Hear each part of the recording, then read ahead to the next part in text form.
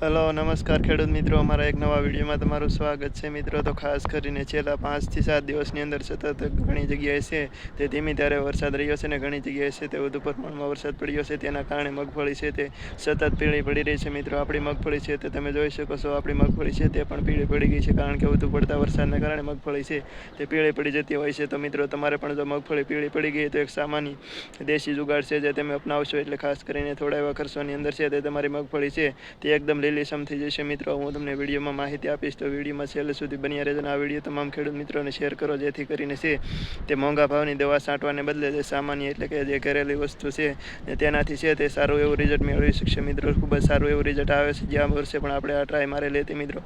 તમને વિડીયો કેવો લાગે જરા કોમેન્ટ પછી છેલ્લે કરી દેજો. ખાસ કરીને મિત્રો, આપણે વાત કરીએ કે જે ધીમી ધારે વરસાદ રહ્યો છે તેના કારણે મગફળીમાં છે તે લોહ તત્વની ઉણપ થઈ જાય છે, એટલે કે જે લોહ તત્વ હોય છે તેની ઘટ થાય છે. તેના કારણે છે તે આપણી મગફળી છે તે મિત્રો પીળી પડી જતી. ઘણીવાર એવું છે કે ઘણા ખેડૂત મિત્રો એવો છે તે બંને શાહની વચ્ચે એટલે કે બે હરોળની વચ્ચે છે તે સાંકડું અંતર રાખે છે, જેના કારણે પણ છે તે સાતી નથી હાલતું, અને સાતી ન હાલવાને કારણે વધુ પડતું પાણી લગી જતું હોય છે. તેના કારણે પણ મિત્રો આપણી મગફળી છે તે પીળી પડી જતી હોય છે. ખાસ કરીને પહેલાં તો તમારે છે તે મગફળી વચ્ચે અંતર રાખવાનું હોય છે, અને ત્યાર પછી જ્યારે વરાપ નીકળે ત્યારે પહેલાં તો તમે સાતી એટલે કે જે આપણે કપાસની અથવા તો બાગ માંડવીની અંદર આપણે સાતી હાંકીએ તે સાતી હાંકી નાખવાનું, જેથી કરીને જે આપણી જમીનની અંદર પાણી લાગેલું છે તે ઓછું થઈ જશે, જેના કારણે આપણી મગફળી છે થોડી કલરમાં આવશે. ત્યાર પછી છે મિત્રો આપણે બે વસ્તુ આપણી મગફળીની અંદર આપણે છંટકાવ કરવાનો છે. ખાસ કરીને તમે હીરાકસી વિશે જાણતા છો મિત્રો. એક હીરાકસી લેવાની છે અને બીજું છે તે લીંબુના ફૂલ લેવાના છે મિત્રો.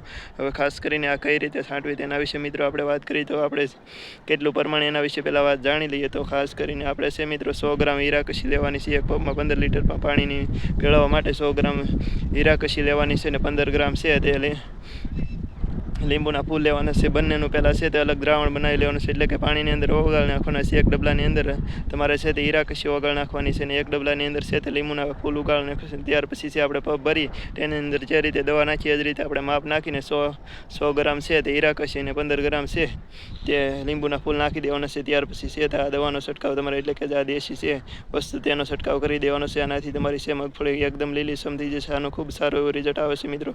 ખાસ કરીને આપણે ગયા વર્ષે પણ આનો ઉપાય કર્યો હતો, અને તેનાથી આપણી છે તે મગફળી એકદમ લીલીછમ થઈ ગઈ. તો મિત્રો, તમે છે તે આ ઉપાય તમારી મગફળીની અંદર કરી શકો છો. ખોટા છે તે માર્કેટની અંદર મોંઘા ભાવની દવા લાવવાની જરૂર નથી મિત્રો. માર્કેટમાં તમે જશો એટલે મોંઘા ભાવની દવા આપી દેશે, અને રિઝલ્ટ છે તે એટલું મળતું નથી. ખાસ કરીને આવી દવા તમે છાંટશો તો ખૂબ જ સારું એવું રિઝલ્ટ મળશે. અત્યારે છે તે માર્કેટની અંદર અલગ અલગ કંપનીના અને મોંઘા ભાવની દવાઓ મળે છે મિત્રો. આપણને ખ્યાલ હશે કે આપણે છે તે ખર્ચા વધી જતો હોય, પરંતુ આ સામાન્ય તમે છે એની જગ્યાએ મિત્રો તમે છે તે 100 થી 200 રૂપિયાની અંદર છે તે સારા એવું રિઝલ્ટ મગફળીની છે એની અંદર મેળવી શકશો. આ રીતે જો તમારી પણ મગફળી પીળી પડી ગઈ હોય તો આ એકવાર ટ્રાય મારી જજો મિત્રો. આ વિડીયો તમને કેવો લાગ્યો કોમેન્ટ કરી દેજો, કારણ કે આપણે છે તે ઘણીવાર આ હીરાકસી અને લીંબુના ફૂલનો ઉપયોગ કરીએ છીએ મિત્રો. તો ખાસ કરીને આ વિડીયો તમામ ખેડૂત મિત્રોને શેર કરજો, અને તમને વિડીયો કેવો લાગ્યો જરા કોમેન્ટમાં જણાવજો મિત્રો. તમે કોઈ જો આવી રીતે દેશી જુગાડ અપનાવ્યો મગફળીમાં અને સારું એવું રિઝલ્ટ મળ્યું, અથવા તો કોઈ દવા વાપરતા હોય તો આ વિડીયોની અંદર કોમેન્ટ કરી દેજો, જેથી કરીને તમામ ખેડૂત મિત્રોને જાણવા મળે કે આ દવાથી ખૂબ સારું એવું રિઝલ્ટ મળે છે, અથવા તો આ વસ્તુ નાખવાથી છે તે મગફળી છે